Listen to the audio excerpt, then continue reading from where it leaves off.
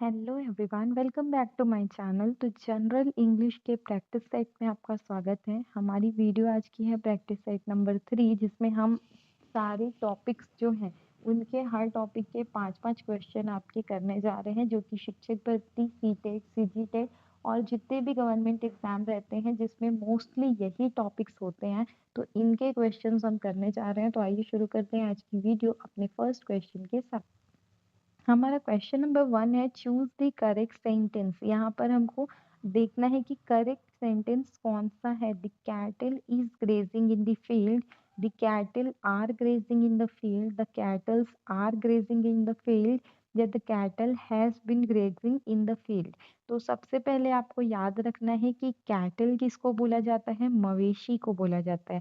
और मवेशी मतलब जो आपके चरने वाले और दूध देने वाले जानवर है वो, ठीक है। और कैटल्स जो रहते हैं ना, कैटल्स नहीं होता है कभी भी, वो कैटल होता है और वो हमेशा प्लूरल होता है। तो उसके साथ जो वर्ब लगेगा ना वो भी प्लूरल रहेगा। तो द कैटल इज नहीं होगा, कैटल्स नहीं होगा, इसलिए ए और सी गलत हो जाएगा। कैटल हैज बीन नहीं है, हमको जनरल सेंटेंस बताना है, इसलिए the cattle are grazing in the field, option number B इसका करेक्ट आंसर हो जाएगा।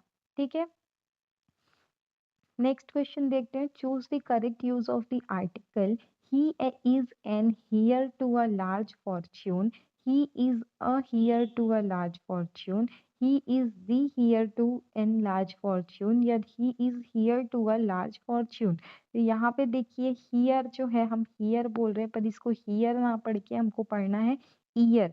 ही इज द ईयर, एच जो है यहाँ पे साइलेंट है, इसीलिए एच आप नहीं पढ़ेंगे और इसको ईयर पढ़ेंगे। He is an heir to a large fortune, option number A जो होगा वो इसका करेक्ट आंसर हो जाएगा। ठीक है, नेक्स्ट क्वेश्चन है, which is the following noun is generally targeted as singular. कौन सा नाउन है जो हमेशा सिंगुलर लिया जाता है, पुलिस, पीपल, न्यूज या कैटल। तो कैटल तो अभी हमने देखा कि हम इसको प्लूरल लेते हैं, पीपल जो है वो पर्सन का प्लूरल है, पुलिस जो है यहाँ पर पुलिस आपका वो प्लूरल या सिंगुलर नहीं होता, पुलिस रहता है। न्यूज़ जो रहता है उसको हमेशा सिंगुलर लिया जाता है, इसलिए ऑप्शन नंबर सी इसका करेक्ट आंसर है। और ये एक अनकाउंटेबल सिंगुलर नाउन है, तो इसके साथ हेल्पिंग वर्ब भी सिंगुलर लगेगा। नेक्स्ट है, चूज द करेक्ट सेंटेंस। आपको करेक्ट सेंटेंस चूज करना है।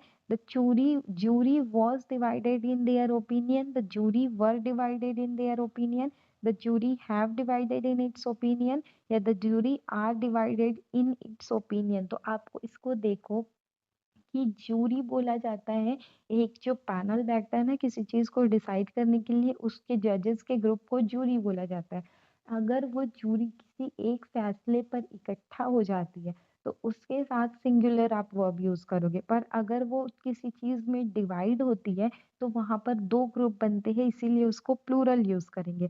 तो यहाँ पे डिवाइड हो रही है ओपिनियन में, इसीलिए यहाँ पर क्या होगा, प्लूरल होगा। तो jury were divided in their opinions, option number B इसका करेक्ट आंसर हो जाएगा।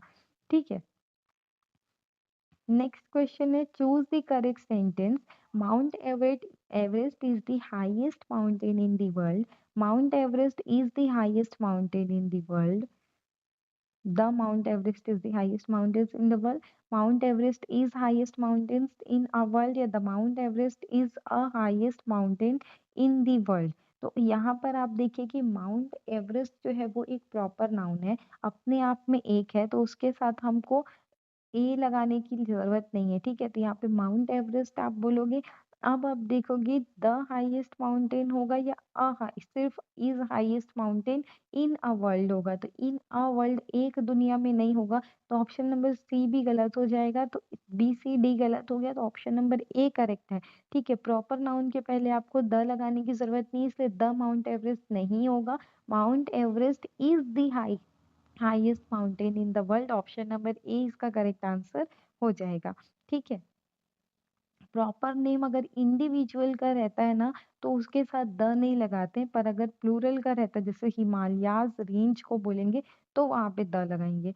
नेक्स्ट है नाउन प्रोनाउन वर्ब एडजेक्टिव से क्वेश्चन करेंगे। Identify the underline type of word in the sentence. He is the only person who can solve this problem. इसमें only बताना है कि क्या है, एडजेक्टिव है, एडवर्ब है, प्रोनाउन है या कंजंक्शन है। तो यहाँ पे क्या बोला जा रहा है, वह सिर्फ एक व्यक्ति है जो कि ये प्रॉब्लम को सॉल्व कर सकता है। ठीक है, तो यहाँ पर ओनली जो है वो आपको क्या बता रहा है कि इसका फंक्शन जो है वो रेस्ट्रिक्शन है, एडवर्ब ऑफ रेस्ट्रिक्शन है। इसलिए यहाँ पर ओनली जो हो जाएगा वो सिर्फ एक व्यक्ति है जो ये प्रॉब्लम सॉल्व कर सकता है। तो यहाँ पर option number B correct answer हो जाएगा, एडवर्ब। और ये एडवर्ब ऑफ रेस्ट्रिक्शन है क्योंकि ओनली जो है वो नाउन फ्रेज को लिमिट कर दे रहा है मीनिंग में। नेक्स्ट क्वेश्चन है, choose the grammatically correct sentence. Each of the boys have submitted their assignment. Each of the boys has submitted their assignment. Each of the boys have submitted his assignment. या each of the boys has submitted their assignment। तो मैंने आपको कल की video में बताया था कि each जो है इसका मतलब होता है हर एक। ईच का मतलब क्या होता है, हर एक। तो हर एक जब आप बोलते हो ना तो वो सिंगुलर है। तो सिंगुलर है तो उसके साथ जो हेल्पिंग वर्ब लगेंगे, जो प्रोनाउन यूज होगा वो भी सिंगुलर होगा। इसीलिए हेल्पिंग वर्ब सिंगुलर वाला कौन सा है, दो है। एक हैज है, ठीक है, बी और डी। लेकिन हैज के साथ देखिए बी नंबर में हिज लगा है और डी में देयर लगा है। तो अगर सिंगुलर है तो सिंगुलर प्रोनाउन भी यूज होगा ना। इसलिए ऑप्शन नंबर बी इसका करेक्ट आंसर हो जाएगा। Each of the boys has submitted his assignment, option number B. Each grammatically singular है और हमेशा सिंगुलर वर्ब लेते हैं। ठीक है, नेक्स्ट है, in the sentence the wounded were taken to the hospital, the word wounded is. जो wounded को लेकर गया है हॉस्पिटल, वाउंडेड का क्या मतलब है, वाउंडेड पीपल, जिनको चोट लगी है उनको हॉस्पिटल ले जाया गया। तो यहाँ पे जो वर्ड वाउंडेड है वो किसकी तरह यूज हुआ है, नाउन की तरह। एक एडजेक्टिव है जो नाउन की तरह यूज हुआ है, एक एडवर्ब है या फिनिट वर्ब है। तो वाउंडेड जो है वो एक एडजेक्टिव है पर यहाँ पर कैसा यूज हुआ है, एज अ नाउन। तो ऑप्शन नंबर बी इसका करेक्ट आंसर हो जाएगा, the an adjective used as a noun. Next है, identify the function of that in the sentence. I know that he is honest. यहाँ पर बोला जा रहा है आई नो, मैं जानता हूँ कि वो ईमानदार है। तो यहाँ पे दैट कैसा यूज हुआ है, relative pronoun, demonstrative pronoun, conjunction या एडजेक्टिव। तो यहाँ पे देखिए दैट का यूज क्यों किए हैं, सेंटेंस को जोड़ने के लिए। और जहां पर हम लोग सेंटेंस को जोड़ते हैं तो वो as an conjunction as a use होता है। इसीलिए ऑप्शन नंबर सी हो जाएगा। दैट नॉर्मली जो रहता है ना वो डेमोन्स्ट्रेटिव प्रोनाउन रहता है, पर यहाँ पर वो क्या कर रहा है, इंट्रोड्यूस कर रहा है उस पर्सन को कि मैं जानता हूँ कि वो ईमानदार है। तो यहाँ पर की जैसा दैट यूज हो रहा है ना, इसीलिए दैट जो है एज अ कंजंक्शन यूज होगा। तो ऑप्शन नंबर सी इसका आंसर हो जाएगा। नेक्स्ट है, choose the sentence in which the verb is used transitively. कौन सा सेंटेंस है जिसमें ट्रांजिटिव वर्ब यूज हुआ है। तो इंग्लिश में आपको ट्रांजिटिव और इंट्रांजिटिव वर्ब है और हिंदी में सकर्मक और अकर्मक क्रिया है। तो जिसमें क्या पढ़ते हैं हम, सकर्मक क्रिया में कर्म भी होता है, मतलब सब्जेक्ट और ऑब्जेक्ट दोनों होता है। और अकर्मक क्रिया में क्या होता है, सिर्फ सब्जेक्ट होता है, ऑब्जेक्ट नहीं होता है। तो यहाँ पर हमको ट्रांजिटिव वर्ब पूछा है, मतलब कौन सा है जिसमें ऑब्जेक्ट भी है, मतलब काम हो रहा है। तो काम किस पर हो रहा है वो भी बताना है। जैसे कि उसने चालू किया, शुरू किया, तो क्या शुरू किया, खेलना शुरू किया, खाना शुरू किया, पंखा शुरू किया, क्या शुरू किया। ठीक है, ये उसको बताना पड़ेगा। तो क्वेश्चन में क्या दिया, द बेबी स्लेप्ट पीसफुली। बच्चा सोया है, कैसा सोया है, शांति से सोया है। पर आपको क्या सोया है का उत्तर मिल रहा है क्या। तो जब भी आपको काम हो रहा है और क्या काम हो रहा है इसका आंसर अगर मिलेगा ना, तो वो ट्रांजिटिव वर्ब हो जाएगा। तो यहाँ पे क्या बोला जा रहा है, द बेबी स्लेप्ट पीसफुली, बच्चा शांति से सोया है। पर क्या सोया है पता नहीं हमको, तो ये ट्रांजिटिव नहीं है, ये इनट्रांजिटिव है। द बर्ड्स फ्लू अवे, चिड़िया उड़ गई दूर। क्या दूर उड़ी, मिल रहा है क्या आंसर, नहीं, कहाँ उड़ी, दूर उड़ी मिल रहा है, पर क्या का आंसर नहीं मिल रहा है। तो ये भी इंट्रांसिटिव है। शी ओपन द डोर, उसने खोला दरवाजा। क्या खोला, दरवाजा खोला, क्या का आंसर मिल रहा है ना। तो जब भी आपको क्या का आंसर मिलेगा वो ट्रांसिटिव होगा। तो ऑप्शन नंबर सी इसका करेक्ट आंसर हो जाएगा। नेक्स्ट है प्रिपोजिशन और कंजंक्शन से choose the correct sentence. He is good in mathematics, he is good at mathematics, he is good on mathematics, he is good with mathematics। तो हमने बताया था कि जब भी आपको कलेक्शन बनाना है सब्जेक्ट के साथ तो वहां क्या लगता है, एट लगता है। तो he is good at mathematics, option number B इसका करेक्ट आंसर हो जाएगा। नेक्स्ट एक क्वेश्चन है, she prefers reading novels dash watching television. वो प्रिफर करती है नॉवेल पढ़ना इंस्टेड कि वो क्या करे, टेलीविजन देखे। तो इससे ज्यादा उसको प्रेफर करती है, तो उसमें क्या लगना है, देन लगेगा, ओवर देन लगेगा, टू लगेगा या रेदर लगेगा। तो जब भी प्रेफर आता है फिर नाउन आता है तो उसके साथ क्या लगता है, टू लगता है। तो ऑप्शन नंबर बी सी इसका करेक्ट आंसर हो जाएगा। She prefers reading novels to watching television, option number C इसका करेक्ट आंसर ले लेंगे। नेक्स्ट क्वेश्चन है, he succeeded dash his hard work. वो सफल हुआ किस वजह से हुआ, अपने हार्ड वर्क की वजह से सफल हुआ। तो ऑप्शंस आपको दिए हैं बिकॉज, बिकॉज ऑफ, डिस्पाइट या ऑल्दो। तो वो किसकी वजह से हुआ है ये बताना है। ऑल्दो का मतलब होता है बावजूद, तो वो अपने हार्ड वर्क के बावजूद सफल हुआ, ऐसा थोड़ी बोलेंगे, हार्ड वर्क की वजह से हुआ ना। तो डी नंबर गलत हो जाएगा। डिस्पाइट मतलब होता है बजाय, तो बजाय हार्डवर्क की बजाय तो नहीं होगा, तो ऑप्शन नंबर सी भी गलत हो जाएगा। बिकॉज और बिकॉज ऑफ, तो बिकॉज ऑफ जो रहता है ना उसके साथ नाउन लगता है, और बिकॉज के साथ जो रहता है सिर्फ एक सिंपल क्लॉज लगता है। जैसे he succeeded his hard, he worked hard ऐसा बोलते ना, तो वहां पे बिकॉज लगता। लेकिन हिज हार्ड वर्क ऐसा बोल रहे, पूरा सेंटेंस आ रहा है ना, इसीलिए यहाँ पे बिकॉज ऑफ लगेगा। तो ऑप्शन नंबर बी इसका करेक्ट आंसर हो जाएगा। नेक्स्ट क्वेश्चन देखते हैं, dash he is intelligence, he lakhs practical experience. तो यहाँ पर हमको क्या बोलने की कोशिश की जा रही है, भले ही वो इंटेलिजेंट है पर उसका प्रैक्टिकल एक्सपीरियंस कम है, ऐसा बोला जा रहा है। तो यहाँ पे डिस्पाइट, बजाय इसके कि वो इंटेलिजेंट है उसका प्रैक्टिकल एक्सपीरियंस कम है, ऑल्दो, इंस्पाइट या बिकॉज ऑफ। तो हमने क्या बताया था, ऑल्दो का क्या मतलब होता है, के बावजूद। तो इस, भले ही वो इंटेलिजेंट है उसके बावजूद उसका प्रैक्टिकल एक्सपीरियंस कम है, ये ज्यादा सही सेंटेंस है। तो ऑप्शन नंबर 20 का करेक्ट आंसर हो जाएगा। ठीक है, अगर यहाँ पर हम चाहे तो डिस्पाइट ले सकते हैं, पर ऑल्दो ज्यादा करेक्ट आंसर है, इसलिए ऑल्दो लेंगे। नेक्स्ट है, choose the correct sentence. He is both intelligent as well as hard working, he is both intelligent and hard working, he is both intelligent but or hard working, या both intelligent और hard working. तो वो both का मतलब होता है दोनों। वो इंटेलिजेंट है ऐसा क्योंकि वो ऐसा कि वो हार्ड वर्किंग है, तो ये तो गलत है। ठीक है, वो इंटेलिजेंट और हार्ड वर्किंग दोनों हैं। बोथ और एंड दिया है, बोथ और बट का मतलब होगा इंटेलिजेंट पर हार्ड वर्किंग है, बोथ और दिया है मतलब इंटेलिजेंट या हार्ड वर्किंग है। तो ज्यादा सही क्या होगा, ऑप्शन नंबर बी, बोथ के साथ हमेशा पेयर बनता है एंड का। तो he is both intelligent and hard working. ठीक है, आइदर के साथ और का, नाइदर के साथ नॉर का, नॉट ओनली के साथ बट ऑल्सो का।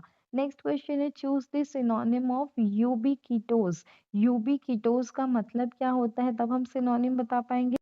तो यूबिक्विटोस क्या होता है, प्रेजेंट और फाउंड एवरीवेयर, उसको बोला जाता है यूबिक्विटोस। ठीक है, तो उसका सिनोनिम बताना है, मतलब समानार्थी शब्द। तो जो हर जगह पाया जाता है उसको यूबिक्विटोस बोलते हैं। तो रेयर मतलब जो मुश्किल से मिलता है, इनविजिबल जो दिखता ही नहीं, और टेम्पररी मतलब कुछ समय के लिए। तो हर जगह पाए जाने वाले को या तो यूबिक्विटोस बोलेंगे या तो ओमनी प्रेजेंट बोलेंगे। तो ऑप्शन नंबर बी इसका करेक्ट आंसर हो जाएगा।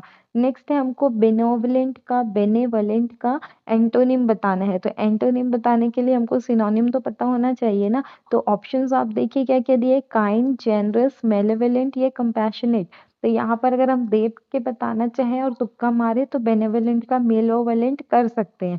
पर मतलब देखिए तो बेनेवलेंट का मतलब होता है काइंड एंड वेल मीनिंग, और मेलेवलेंट का मतलब होता है हैविंग एन एविल और हार्मफुल अटेंशन। तो ऑप्शन नंबर सी इसका करेक्ट आंसर हो जाएगा। नेक्स्ट है choose the correct meaning of eminent. Eminent का मीनिंग बताना है। Eminent, famous and respected, hidden या टेम्परेरी। तो हमको मतलब भी तो पता होना चाहिए। तो एमिनेंट का मतलब होता है फेमस या रिस्पेक्टेड, और फेमस और रिस्पेक्टेड ऑप्शन नंबर बी में है, तो वो करेक्ट आंसर हो जाएगा। इमिनेंट किसको बोलते हैं? जो तुरंत होने वाला हो उसको इमिनेंट बोलते हैं, और इमैनेंट बोलते हैं एग्जिस्टिंग, विद इन एग्जिस्टिंग जो है एग्जिस्टेंस में, उसको इमिनेंट बोलते हैं, इमेनेंट बोलते हैं। अच्छा, एक चीज आपको याद रखेंगे, क्योंकि ये क्वेश्चंस ऐसे हैं कि अगर आपको याद रहे और एग्जाम में आए तो बनेगा, तो ज्यादा बेटर है कि पिछले 10 साल के एग्जाम्स में जो जो synonym, antonyms, one word substitution आए हुए हैं उनको आप एक बार देख लें, तो उससे आपके क्वेश्चंस जो रहेंगे रेडी हो जाएंगे। क्योंकि इतने सारे वर्ड्स हैं, हम किसको याद करेंगे किसको नहीं करेंगे हमको क्या पता। हम पढ़ रहे हैं पर वो क्वेश्चन फंस रहा है या नहीं। तो ज़्यादा बेटर है ना कि आसपास के जितने, जैसे एमपी में, यूपी में, सीजी में, बिहार में, इसमें जो जो वर्ड्स पूछे गए हैं उन वर्ड्स को आप ज़्यादा अच्छे से पढ़ लें। हम कोशिश कर रहे हैं कि वैसे ही क्वेश्चंस लाने की जो आसपास के स्टेट्स के एग्जाम में पूछे गए हैं। आपने भी वैसे ही क्वेश्चन आपको प्रिपेयर करने हैं, क्योंकि पीवाईक्यू में जो वर्ड्स आए हैं ना, मोस्ट ऑफ द चांसेस होते हैं कि वही वर्ड्स आते हैं। ठीक है, बाकी आपको हमारी चैनल पर प्लेलिस्ट मिल जाएगी, प्लेलिस्ट में जाइए और वीडियोस देखिए। वहां पर आपको हर टॉपिक से 50-50 क्वेश्चन का प्रैक्टिस सेट दिया हुआ है, तो तैयारी वैसे ही होगी। नेक्स्ट है विच पेयर रिप्रेजेंट होमोफोन्स। तो होमोफोन्स क्या होता है? जिनका प्रोनाउंसिएशन सेम होता है पर आंसर मीनिंग जो होती है वो अलग अलग होती है। तो हमको बताना है कि इनमें से कौन सा होमोफोन है। एक्सेप्ट और एग्जेप्ट, बिग और लार्ज, बिगिन और स्टार्ट, या हैप्पी और जॉयफुल। तो यहाँ पर हम देख के बता सकते हैं कि बिग और लार्ज तो कहीं से होमोफोन नहीं दिख रहा है, ना ही बिगिन और स्टार्ट दिख रहा है, ना ही हैप्पी और जॉयफुल दिख रहा है। पर एक्सेप्ट और एक्सेप्ट ही बोल देते हैं, इसको रियल में एग्जेप्ट पढ़ते हैं पर इसको एक्सेप्ट ही बोल देते हैं। तो ऑप्शन नंबर ए जो है वो होमोफोन का आंसर हो जाएगा। नेक्स्ट है choose the antonym of frugal. Frugal का एंटोनिम क्या है? इकोनॉमिकल है, थ्रिफ्टी है, एक्स्ट्रावेजेंट है, या केयरफुल है। तो फ्रूगल का मतलब क्या होता है? इसका मतलब होता है इकोनॉमिकल, या तो फिर अवॉइड करने वाला अननेसेसरी खर्चों को। ठीक है, तो उसको बोला जाता है फ्रूगल। तो फ्रूगल का उल्टा क्या हो जाएगा?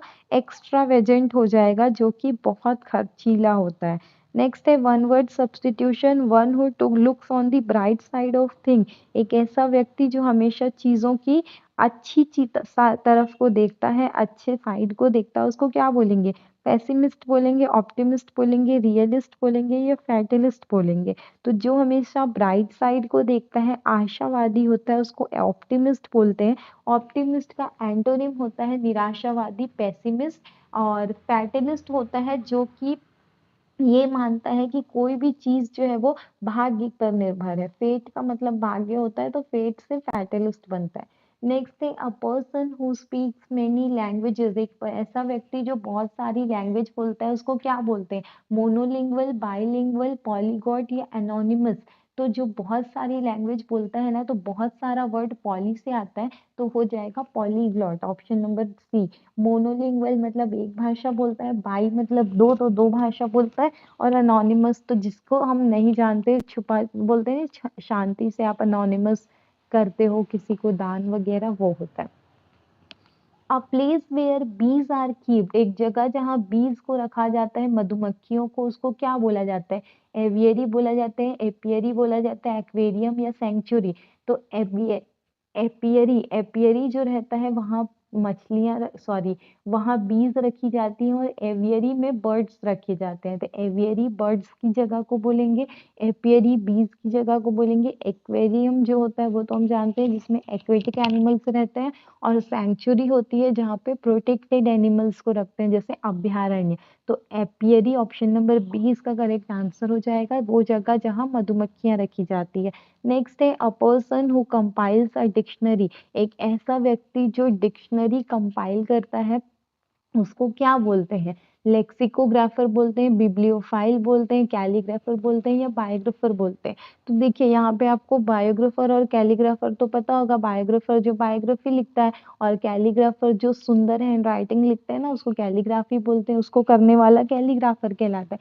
बिब्लियोफिल क्या होता है? जो बुक्स को पसंद करता है। और लेक्सिकोग्राफर होता है जो राइट करता है, मतलब लिखता है या कंपाइल करता है डिक्शनरी को। नेक्स्ट है a person who believes that God does not exist. एक ऐसा व्यक्ति जो गॉड के एग्जिस्टेंस को बिलीव नहीं करता, उसको क्या बोलते हैं? थीस्ट बोलते हैं, एथीस्ट बोलते हैं, एग्नोस्टिक बोलते हैं या पेंथीस्ट बोलते हैं। तो ऐसे व्यक्तियों को नास्तिक बोलते हैं, जिनको एथीस्ट बोला जाता है। थीस्ट बोला जाता है आस्तिक को, जो बिलीव करते हैं गॉड में। और एग्नोस्टिक जो होते हैं, जो एग्जिस्टेंट ऑफ गॉड को बोलते हैं कि एग्जिस्टेंट ऑफ गॉड जो है वो अननोन है, मतलब हम नहीं जानते कि वो है या नहीं है, उनको बोला जाता है एग्नोस्टिक। नेक्स्ट है स्पेलिंग देखनी है, प्रीफिक्स सफिक्स है, तो आपको करेक्ट स्पेलिंग देखनी है कॉन्शियंस की।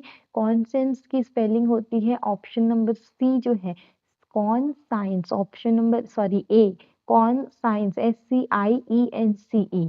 ठीक है, ऑप्शन नंबर ए इसका करेक्ट आंसर हो जाएगा। CE होता है, SE नहीं होता है। इसका मतलब होता है the inner sense of right and wrong. Conscious बोलते हैं ना, कॉन्शियंस बोल देते हैं, पर वो कॉन्शियंस ANCE होता है। ठीक है, नेक्स्ट है choose the correctly spelled word maintenance. Maintenance बहुत ज्यादा गलत करते हैं लोग, TAI ले लेते हैं, पर वो TENANCE। ऑप्शन नंबर ए इसका करेक्ट आंसर हो जाएगा। नेक्स्ट क्वेश्चन देखते हैं आपका, what does the prefix anti generally mean. Anti का मतलब क्या होता है? बिफोर होता है, अगेंस्ट होता है, अगेन होता है या बिटवीन होता है। तो एंटी का मतलब हो जाता है वो जो उसके खिलाफ हो। तो ऑप्शन नंबर 20 का करेक्ट आंसर हो जाएगा अगेंस्ट। ठीक है, जैसे एंटी सोशल, एंटीबायोटिक बोलते हैं ना। नेक्स्ट है which word contains a suffix meaning one who performs an action. एक कौन है जो, जिसका मतलब ये हो जाएगा, जो सफिक्स रहेगा इसमें कि वन हु परफॉर्म एक्शन, जो एक्शन परफॉर्म करता है, उसमें कौन सा सफिक्स लगा है? टीचर, चाइल्डहुड, हैप्पीनेस या मूवमेंट। मतलब काम करने वाला ऐसा एक्शन लगा, जैसे खेलने वाले को, प्ले करने वाले को प्लेयर, सिंगिंग करने वाले को सिंगर बोलते हैं, वैसे ही टीच करने वाले को टीचर बोलते हैं। तो यहाँ पे जो सफिक्स लगा है वो लगा है जो कि एक्शन परफॉर्म करने को बता रहा है। तो ऑप्शन नंबर ए इसका करेक्ट आंसर हो जाएगा। नेक्स्ट है आपको क्वेश्चनियर की करेक्ट स्पेलिंग बतानी है। तो क्वेश्चनियर यहाँ पर 4 ऑप्शंस दिए गए हैं, इसमें से करेक्ट क्या हो जाएगा? क्वेश्चन, फिर एन, फिर AIRE, NNAIRE होता है। तो ऑप्शन नंबर ए इसका करेक्ट आंसर हो जाएगा। नेक्स्ट है हमारा प्रोवर्ब और इडियम से क्वेश्चन है, what does the idiom barking up the wrong tree. Barking up the wrong tree का मतलब क्या होता है हमको बताना है। Making a correct exemption, following the wrong course of action, working very hard या अवॉइडिंग रिस्पॉन्सिबिलिटी। तो barking up the wrong tree मतलब गलत पेड़ पर भौंक रहे हैं, मतलब गलत जगह आप अपना एक्शन कर रहे हैं। तो ऑप्शन नंबर 20 का करेक्ट आंसर हो जाएगा, following the wrong course of action. Next question है, what does the blessing in disguise. Blessing in disguise बहुत ज्यादा एग्जाम में पूछा जाता है। मतलब कोई ऐसी चीज जो शुरू में बुरी लगती है पर बाद में वो अच्छी निकलती है, तो उसको बोला जाता है something that appears bad but proves beneficial. Option number 20 का करेक्ट आंसर हो जाएगा।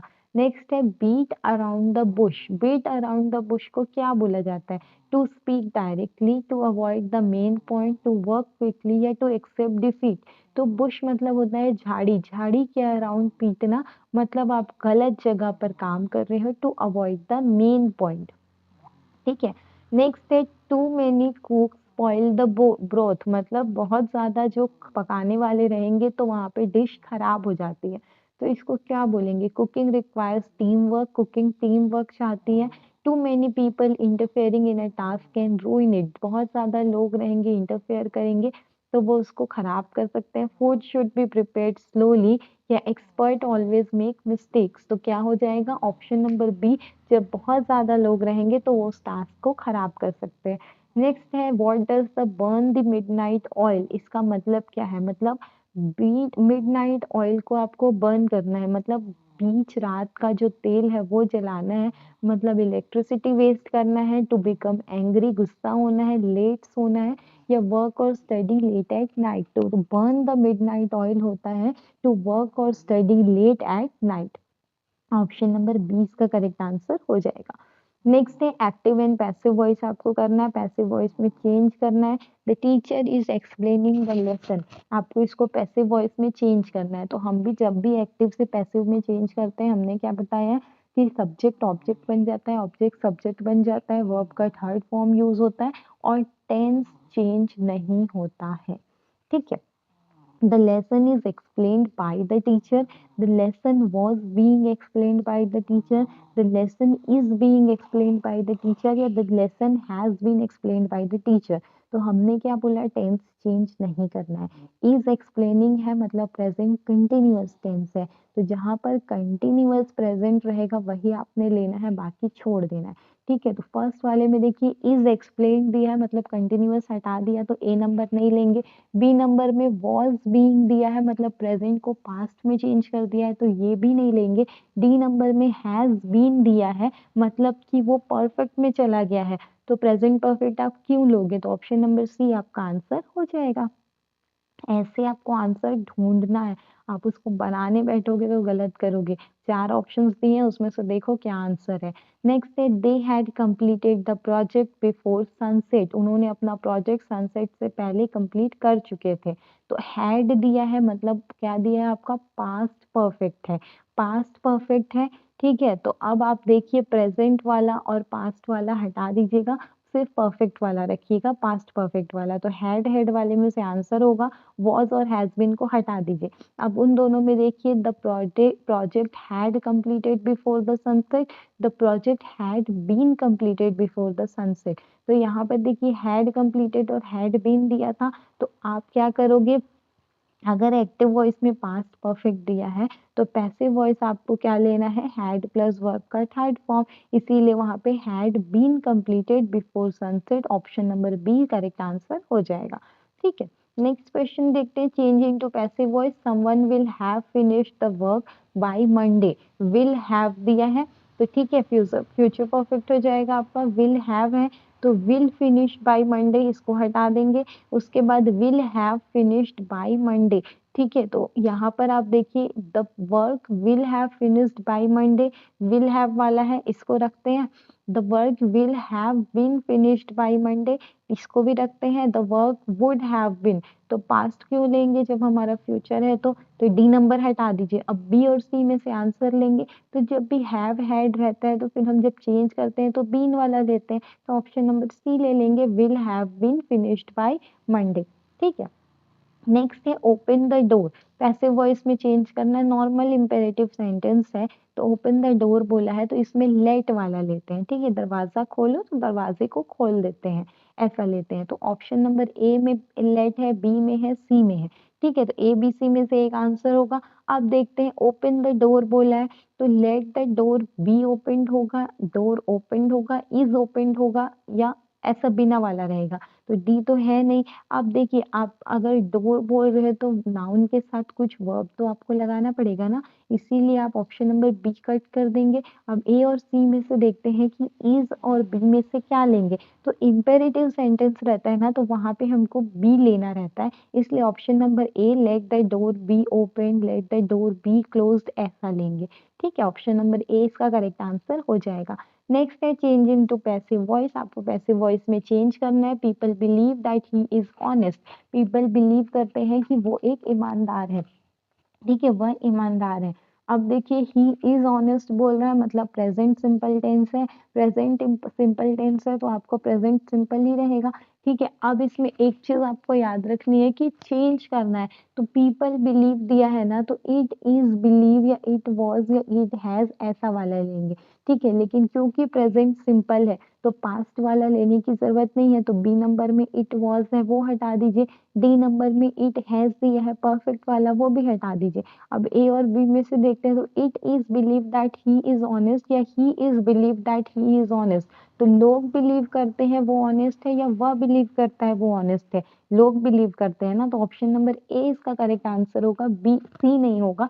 तो करेक्ट आंसर ऑप्शन नंबर ए हो जाएगा। ठीक है, जब भी हमको रिपोर्टिंग वर्ब बिलीव, थिंक, से, नो ऐसा दिया रहता है ना, तो it is believe, it is thought ऐसा लेते हैं। नेक्स्ट है टाइप ऑफ सेंटेंस पहचानना। ये सबसे सिंपल होता है, इसमें आपको सिर्फ क्या रहता है, पंक्चुएशन देखना और सेंटेंस बताना रहता है। तो यहाँ पे दिया है प्लीज क्लोज द डोर, दरवाजा बंद कर दो। तो यहाँ पे डिक्लेरेटिव है, इम्पेरेटिव है, इंटेरोगेटिव है या एक्सक्लेमेटरी है? तो यहाँ पे देखिए प्लीज क्लोज द डोर बोला है, क्वेश्चन तो पूछा नहीं ना, एक्सप्लेनेशन है, एक्सक्लेमेशन है, तो सी और डी तो होगा नहीं, ए और बी में से होगा। डिक्लेरेटिव क्या होता है, जो सूचना देने को होता है, और इम्पेरेटिव जो आदेश या सलाह देने को होता है। तो यहाँ पे प्लीज क्लोज द विंडो बोल रहा है, तो यहाँ पे रिक्वेस्ट कर रहा है। ठीक है, तो ये कौन सा सेंटेंस हो जाएगा, इम्पेरेटिव सेंटेंस हो जाएगा, ऑप्शन नंबर बी। नेक्स्ट है identify the type of sentence. She does not like coffee, वो कॉफी पसंद नहीं करती। तो यहाँ पर देखिए नॉट दे दिया है, तो नॉट दे दिया है तो वो सकारात्मक एफर्मेटिव होगा क्या, नहीं होगा। नेगेटिव हो सकता है, इंटेरोगेटिव और एक्सक्लेमेटरी होगा नहीं, क्योंकि क्वेश्चन मार्क और एक्सक्लेमेशन मार्क है नहीं। तो ऑप्शन नंबर बी इसका करेक्ट आंसर हो जाएगा। नेक्स्ट है did you complete your assignment, question mark है, तो कौन सा सेंटेंस हो जाएगा, इंटेरोगेटिव। देखने की भी जरूरत नहीं है, सेंटेंस पढ़िए, क्वेश्चन मार्क देखिए, लगा दीजिए। विच सेंटेंस इज डेक्लेरेटिव, कौन सा डेक्लेरेटिव सेंटेंस है, मतलब कौन से सेंटेंस में आपको सूचना दी जा रही है। What a wonderful performance, exclamation mark है, क्या हो जाएगा, एक्सक्लेमेटरी। मत करो, प्लीज सिट डाउन, प्लीज बैठ जाओ, तो क्या बोला जा रहा है यहाँ पर, प्लीज बैठ जाओ, आदेश दे रहे हैं ना या रिक्वेस्ट कर रहे हैं, तो ये इंपेरेटिव हो जाएगा। Did you see the movie, क्या तुमने मूवी देखी, क्वेश्चन पूछा जा रहा है, इंटेरोगेटिव हो जाएगा। The children are playing in the garden, बच्चे गार्डन में खेल रहे हैं, नॉर्मल सेंटेंस है, सूचना दी जा रही है, तो डी हो जाएगा डिक्लेरेटिव। नेक्स्ट है which is an incredible achieve, what an incredible achievement, आपको टाइप ऑफ सेंटेंस पहचानना है। तो एक्सक्लेमेशन मार्क है, तो कौन सा सेंटेंस होगा, एक्सक्लेमेटरी होगा, ऑप्शन नंबर सी इसका करेक्ट आंसर हो जाएगा।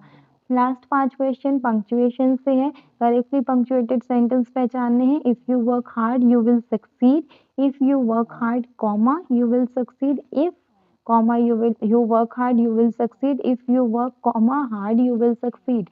तो आप खुद सोचो कि अगर आप बोलोगे तो क्या बोलोगे। अगर तुम कड़ी मेहनत करोगे तो तुम सक्सीड होगे, सक्सेसफुल होगे, जो सफल होगे, जो भी। तो इस बात को आप करेक्टली सीधा तो बोलोगे नहीं कि अगर तुम कड़ी मेहनत करोगे तो तुम सफल होगे, ऐसा बोलोगे क्या? रुक के बोलोगे ना, अगर तुम कड़ी मेहनत करोगे तो तुम सफल होगे। तो कॉमा कहाँ लगेगा, यदि तुम कड़ी मेहनत करोगे तो तुम सफल होगे, ऐसा बोलोगे। यदि के बाद तो लगेगा नहीं, तो सी नंबर गलत हो जाएगा।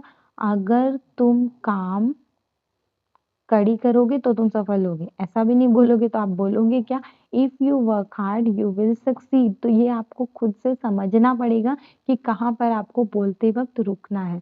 ठीक है, तो इसमें दो बातें हैं, दो बातें जो रहेंगी, तो कहाँ पर आपको रुक करके वो बात बोलनी है कि सही मीनिंग निकले।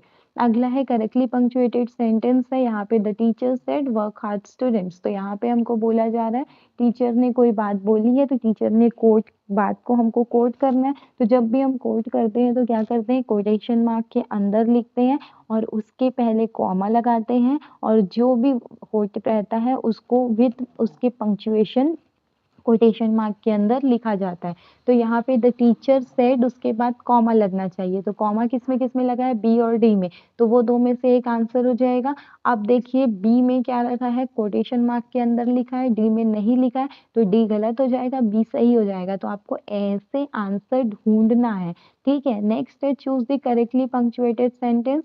माई 3 favourite subjects are Hindi, English and science, आपको बताना है। ठीक है, तो अब देखिए आप 3 फेवरेट सब्जेक्ट बता रहे हैं, तो 2 के बीच में कॉमा लगाएंगे ना, तो 2 के बीच में कॉमा कहाँ लगा है, सिर्फ बी नंबर में, तो बी नंबर ही सही है, बाकी कहीं पे भी कॉमा इधर उधर नहीं लगाना है। जब आप 2-3 चीजें बताते हैं तो सही लिखना, सही बोलना वो होता है जहां आप सही जगह पे पॉज लेकर के बोले, ताकि आपके सेंटेंस की मीनिंग समझ आए।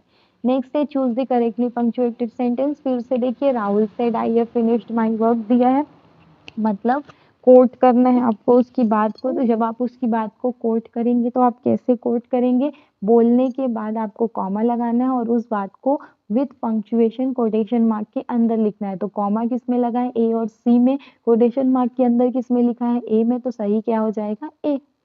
लास्ट क्वेश्चन है आज का, choose the correctly punctuated sentence. However I decided to continue the journey. तो हाउएवर के बाद क्या लगना चाहिए? कॉमा लगना चाहिए या सेमीकोलन लगना चाहिए? तो करेक्ट क्या हो जाएगा? Comma. However I decided to continue the journey. तो ऑप्शन नंबर बी इसका करेक्ट आंसर हो जाएगा। हाउएवर जो है एस एडवर्ब यूज हुआ है, ठीक है, बिगिनिंग ऑफ सेंटेंस में। तो ऑप्शन नंबर बी इसका करेक्ट आंसर हो जाएगा। तो ये थे हमारे आज के 50 क्वेश्चंस। आई होप ये क्वेश्चंस आपके प्रैक्टिस के लेवल को और अप करेंगे। ऐसे ही और क्वेश्चन की प्रिपरेशन के लिए आप हमारे चैनल से जुड़े रहिए और हमारे वीडियोस को फॉलो करते रहिए। अपनी प्रैक्टिस को परफेक्ट बनाने के लिए आप सीडीपी हिंदी, इंग्लिश और हिंदी साहित्य की तैयारी के लिए हमारे चैनल की प्लेलिस्ट पर जा करके वीडियोस देख सकते हैं। अगर वीडियो पसंद आता है, वीडियो को लाइक करिए। आपके फ्रेंड्स में कोई भी किसी भी गवर्नमेंट एग्जाम की तैयारी कर रहे हैं तो इंग्लिश और हिंदी का प्रैक्टिस सेट उसके लिए बहुत ज़्यादा इंपॉर्टेंट है, उनके साथ शेयर कीजिए। चैनल को सब्सक्राइब कीजिए। कोई भी क्वेरी और सजेशन हो, you can write in the comment section. So thank you, मिलते हैं नेक्स्ट वीडियो में। Have a nice day.